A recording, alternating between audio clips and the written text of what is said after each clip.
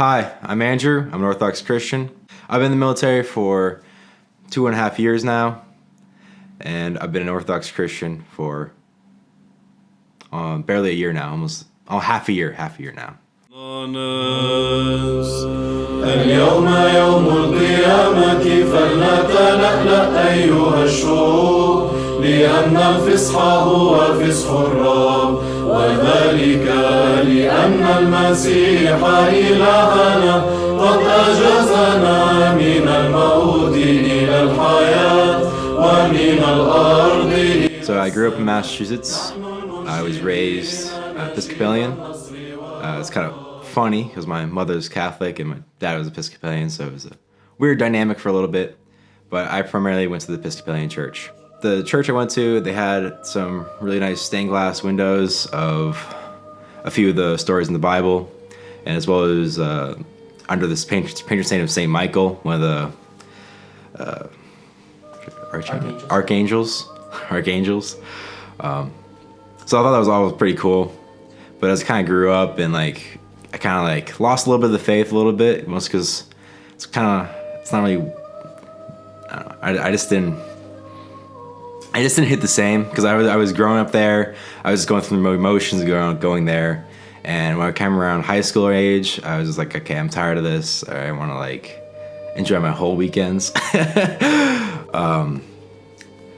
But then, as I was going through high school, my mom said, if you didn't know what you wanted to do after high school, she wanted me to go to seminary school and become a priest for the Catholic Church, I believe. But she didn't really specify what church either. She's like, go become a priest. She just wanted one of her sons to become a priest. I'm like, okay, I'm not doing that. So I went to the military instead. So I went to the military. Boot camp was interesting because you have Sundays as your holiday routine. I mean, you have a few hours off to either organize your stuff, clean. You couldn't really sleep. You just had just chilled for a few hours. But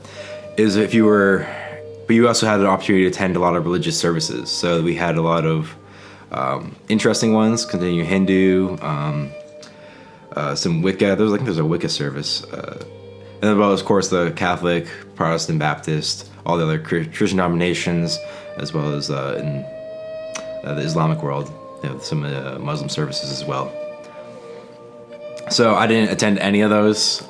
I was just too focused on just getting through boot camp to worry about that life. So after boot camp, I went down to Pensacola, Florida for a little bit. And there was a lot of Baptists on base talking to people, hey, have you heard the word of Christ and all that? And they're trying to get you to go to their Bible study and all that, which is, I think I didn't go at all, but I had one of my friends who did go, and he was baptized in the ocean with their Baptist group. What was it like seeing a friend get baptized? So since I grew up Christian, I didn't really get the big idea, why is this baptism in a later age such a crazy idea? Why is it so meaningful to them? Versus I was just it was just good for them. Kind of underplayed it a little bit. But now that I've, went through my own rebaptism, to say the least, I get the importance of it and why it's very meaningful. It's a sign of rebirth and all that. So when he got through that, he really did become a whole new person after that, which is good for him. I still talk to him to this day. He might see this, he might not. Does he know you're Orthodox? He knows I'm Orthodox. I did invite him to my baptism as well. Rock band music for churches, it's cool, but it's not for me. I couldn't really make it a thing for every Sunday to go to. I just all right, I need something a bit more tasteful, or a bit more what's the word we're trying to use for this? Reverent. More reverent, yes, more reverent. Andrew, why Orthodoxy though? You're in San Diego, California. You can literally go to any church you can imagine. Where did Orthodoxy even first enter your radar? The Orthodox Church first entered my radar when I think I was in middle school or something. my older sister mentioned it as like one of the first original churches, and that kind of like stayed in my mind all the way up till now, which is crazy. So I was thinking about that. I was like, all right, I'm tired of this Baptist church. I want to go see something else, like go church hopping, you know. All right, so I'm really interested in this Orthodoxy.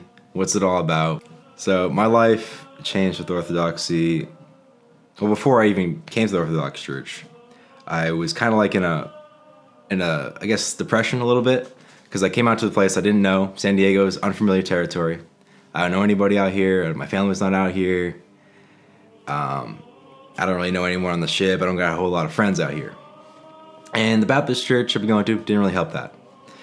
But when I came to the Orthodox church, I think the biggest thing that really changed is that I had my community, you know.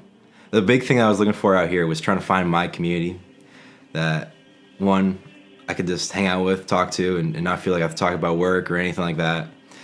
But just like hang out with them, have fun. So that's probably the biggest thing I think the Orthodox Church has really brought to me is that community, that the light of life, really.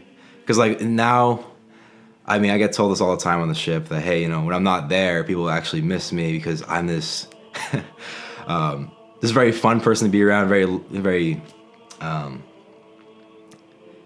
rejuvenating person. Because I bring a personality of you know, fun and just like, hey, that's not serious. Let's not fight each other about this. It's reasonable. Let's be reasonable about it. Which is something I don't really think about when I leave for like go do training or something. But when I come back, like, hey man, we missed you. I got people asking about me all the time. Where am I at? Where's Andrew at? even at the church, like some of the grandmothers there, they always ask about me. Can you say it one more time? Orthodoxy helped me get out of my depression. And then start with the whole entirely because of the community. However. All right, cool. All right. Orthodoxy got me out of my depression when I first came to San Diego because the community out here is amazing, especially the young adult. Because a lot of churches I feel like I've been to have either been dominated by a lot of older people or just people in their mid-20s range. It's not like the whole range from like from cradle to grave. I don't want to say that phrase, but the whole, you know, from very young to very old has that whole spectrum, which is, it's just like a very important piece of life, which I think a lot of people miss out on. Why I think Orthodoxy is attracting a lot of young men like myself or young adults type deal is because it goes against a lot of what modernity is pushing towards. Very simplistic. Orthodoxy is very complex. There's never one answer, and there's never a simple answer for the Orthodox way. It's a long and complicated way that the only way you can explain it is just come and see. That's the only way to explain it. There's no, if you try to simplify it, you cut out so much that's so important. And well, that goes on the question, it's going against the modernity, which they choose to simplify everything. With a lot of other churches, they go simple. They usually do one specific part of Christ's life, whether he died for our sins and that they just leave him there. They don't talk about Pentecost, or they only talk about Pentecost, they don't talk about his life and his struggles. Orthodoxy puts it all together in the entire year with its all its seasons. Experiencing Lent for the first time as Orthodox Christian, for me, since I've never fasted or never really done Lent to any extent, has been very difficult. Avoiding meats has been the real struggle, and as well as meats, dairy, and eggs, surprisingly very difficult. Especially with my lifestyle, being in the military, we have a very strict menu, and vegan and vegetarian options are somewhat available, but they're not often the best, and you might risk getting food poisoning. Tell us why. Why did you want to do this? Why do you think that this is meaningful for you?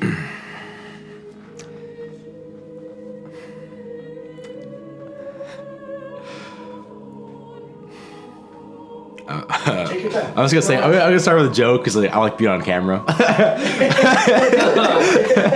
That's good. But in all honesty, I just wanted to talk about how St. Anthony's as a church is very unique, especially with a lot of churches in the San Diego area, because it's in between a few different military bases. You have Camp Pendleton to the north with the Marines, and then you have Naval Base San Diego, on 32nd Street, as well as Coronado. You have all these different military bases around, and all these military personnel.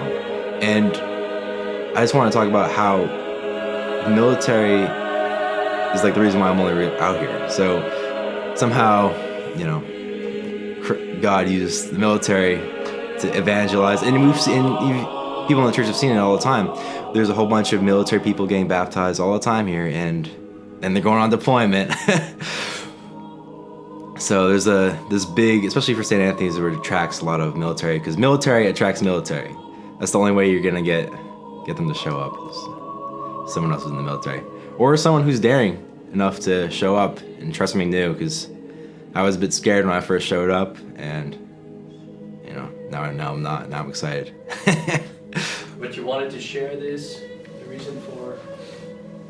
I just wanted to talk about how just great the community out here was, and just like how important this whole entire Lives of the Saints is because, you know, a lot of like Orthodoxy is going online now, and it's becoming more popular online, which is part of the reason why I showed up, started coming to Orthodox, because the online communities have been very active. When I still was an inquirer, because this was during Holy Week, and there's all these different services going on. I just since I had nothing else to do, I was just like, I'm just gonna go all the services as many as I can, and I did. And then I stayed for one of the, I guess, what do you call your like event thing? Oh, just a gathering, just like a young bonfire. adult. A young adult, I just young adult bonfire. I just stayed for a gathering after church, and they were just discussing things, and this was like my second or third week or something of as being an inquirer, and it wasn't even technically a catechumen. They kind of joked around that I had like inquirer's zeal, which is a bit funny. Getting right with God before deployment matters more so than anything else, because I'm in the Navy. I'm on an old ship, and being a sailor, there's a lot of superstition with sailors. So getting right with God is almost a necessity, because there's a lot of anything can go wrong at sea, and you're the only one that can baby fix it. So if your ship starts flooding, starts sinking, you better hope you can fix it, or you start floating. And the same thing, because with there's also piracy and other things going on outside that are affecting the Navy and my profession, where my ship could be in danger from either missiles from China, Russia type deal, God willing not, or just simple things like the ship's rocking so much that you break your leg on a ladder well. Some things as routine as eating can become dangerous if you're not careful, or if you don't make the preparations. So there's a lot of dangers, especially with being a sailor and going to sea, that getting right with God is a necessity. Actually, it has a rigor to it. Yeah, it's rigorous and it requires discipline, which the military kind of instills in you to some degree. Some people fight against it later on, but there's a certain level of discipline given into you in the military, and the Orthodox Church you can also use that discipline from the military in the Orthodox Church in a lot of its routines, whether morning prayers, evening prayers before meals. Hi, my name is Andrew. I'm an Orthodox Christian. My favorite Bible verse is Psalm 144. The reason why that's my favorite Bible verse is because it's about God preparing you for war, as well as saying that He is your fortress and protecting you while you're at war. And since I'm in the military, it's a bit more meaningful than some of the other, but also the Bible has a lot of verses about preparing for war, so there's that. I chose St. Andrew, the first called. The reason why I chose that one is because I was the first one in my family to become Orthodox, and also I thought it was kind of I thought it was fitting that I would choose that one and keep my first name. I didn't want to change my name to be something really interesting or too crazy where I wouldn't really respond to it. So I just stuck with Andrew. Hi, I'm Andrew. I'm an Orthodox Christian. I'm an operations specialist, second class in the United States Navy. Woo! That's it. That was Bless it. America. Now,